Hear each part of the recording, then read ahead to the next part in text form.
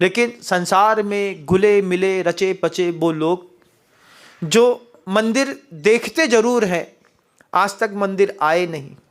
मंदिर भी आए तो मंदिर मंदिर ना होकर के महाभारत का युद्ध संग्राम करने आए। उनसे पहले कोई कलश छू दे तो कलश छूने वाले को 2 गाली पक्की। हमारी वेदी में फलाने चंद खड़े होकर के हमारे स्थान पे पूजा कर लें तो विवाद पक्का। जरा जरा सी बात पे हमारी चटाई पे बे कैसे बैठ गई, विवाद पक्का है, झगड़ा होगा। ये हमसे बार बार छेड़ रही है, तीसरे से कहेंगे जी हमें बार बार छेड़ रही है, को समझा दई हो। नहीं तो हम वो कर हैं जो हमें दिल्ली में करो तो क्या करो तो भाई दिल्ली में, वो तो हम बाद में बताए हैं, बोल के निकल दिए। मंदिर नहीं आते, आप कुछ नहीं कर पाए। अफसोस है इस बात का। किसी पंडित रामचरित उपाध्याय ने बहुत अच्छी बात करी थी। मरते समय इंसान को दर्द होता है, शुभ तीर्थ के उद्धार आदि कार्य कर पाए नहीं, यह जन्म पारस तुल्य मैंने गवाया व्यर्थ ही। जब यह व्यर्थ हो जाएगा ना, कुछ काम का नहीं रहेगा, क्योंकि रस तो खत्म हो ही गया है, भोग का रस तो खत्म कर ही दिया तुम्हारे शरीर में। तुम चाहो भी कितनी से अच्छी चीज, अब 5 इंद्रियां उसको स्वीकार नहीं करने वाली। लेकिन लोभ अभी भी अगर चरम पर है तो मर करके लोभी की जो गति होती है वही आपकी गति होने वाली है। लोभी कौन सी गति में जाता है? माया तैरज्ञोनस्य। लोभ कसाय जो होती है वो मर करके तिर्यंच और नरक गति में लेकर के जाती है। नाक के बल पर जीने वाले बाद में हाथी बनते हैं, दूसरों को खाने वाले सुअर बनते हैं। आप उद्बोधन को गंभीरता से समझने का प्रयास करिएगा, क्योंकि मैंने तो बहुत गंभीरता से समझा है। जब गुरुदेव कहते हैं, समय सागर जी महाराज जी की शब्द कि शरीर संपत्ति और संबंध अपने हिसाब से नहीं चलते, ये गंभीरता भी अगर आपके दिमाग में बैठ गई, आप दानपति ना बन पाए कोई बात नहीं, आप कम से कम भोगपति तो बनिए। अपनी संपत्ति भोग के तो दिखाइए, किसके लिए इकट्ठी करके रखिए। क्या दूसरा जो बच्चा पैदा हुआ है वो नपुंसक है? क्या वो कुछ नहीं कर सकता है या कुछ नहीं कर पाएगा? बच्चों के लिए इकट्ठी करके रखी है। तुम ही करता धरता हूं। अपने पिता की संपत्ति जब तुम्हारे पास आई थी तो तुमने भी सिगरेट और दारू में उड़ाई थी, और तुम्हारी मेहनत का पैसा भी तुम्हारे बच्चे सिगरेट और दारू में ही उड़ाएंगे। जब वो अपनी मेहनत का पैसा कमाएंगे तभी उससे वो जीवन चला पाएंगे।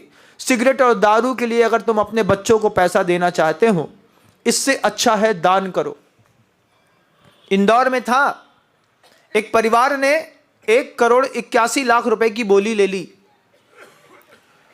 उनके घर के अंदर तहलका मच गया। पिताजी ने 1,81,00,000 की बोली ले ली है विनम्र सागर जी के पास।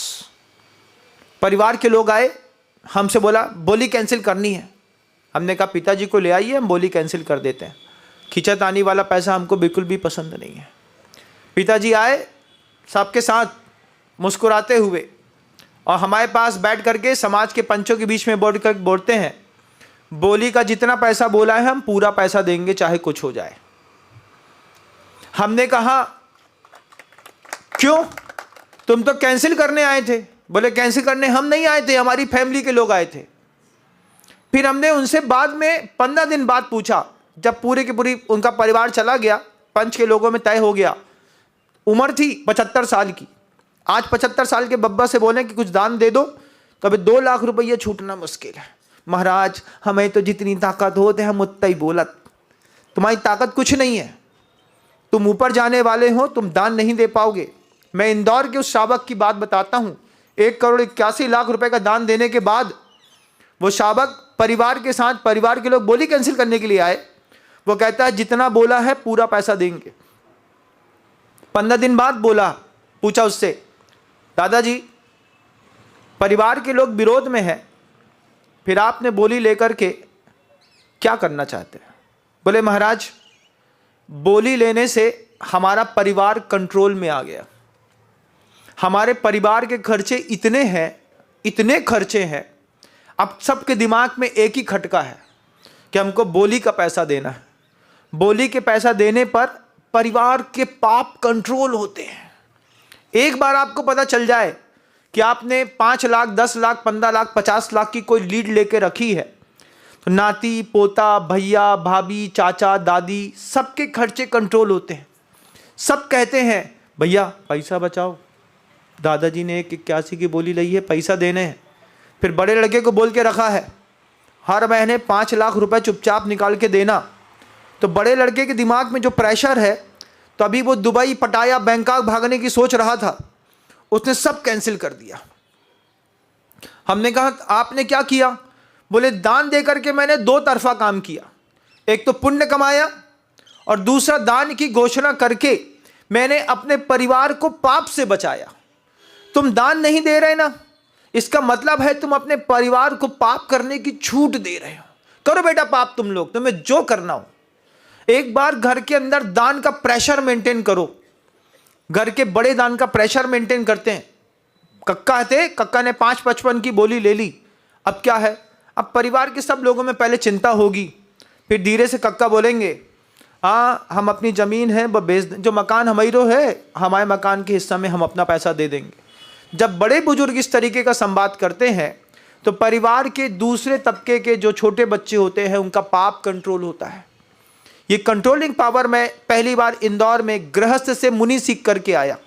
हमने तो कभी सोचा भी नहीं था कि गृहस्थ इस तरीके की सोच और विचारधारा और दान की भावना भी रखते होंगे।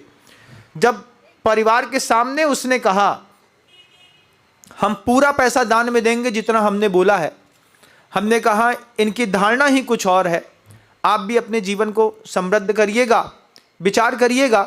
पैसा अगर आपने दान नहीं दिया है तो मैं बुरा नहीं मानूंगा, बस एक प्रेरणा दूंगा, जो घर के अंदर आपके यहाँ पैसा रखा है उसको आप भोग करके दिखाइएगा।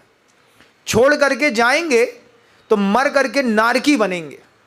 भोग करके जाएंगे तो संभव है कि आपको यहाँ पर उस धन को भोगने का सुख मिल भी जाए, लेकिन अगर छोड़ करके जाएंगे तो तुम्हारे पैसे से शराब, सिगरेट, जुआ के अलावा कुछ होने वाला नहीं है। इससे अच्छा है अजहू चेत सयाने कि वक्त रहते दान देकर के संपत्ति की स्थिरता निश्चित करो। सौभाग्य है, बनना तो आपके जीवन का दुर्भाग्य है। शब्दों को विराम देता हूँ। गुरुदेव श्री विद्यासागर जी महाराज।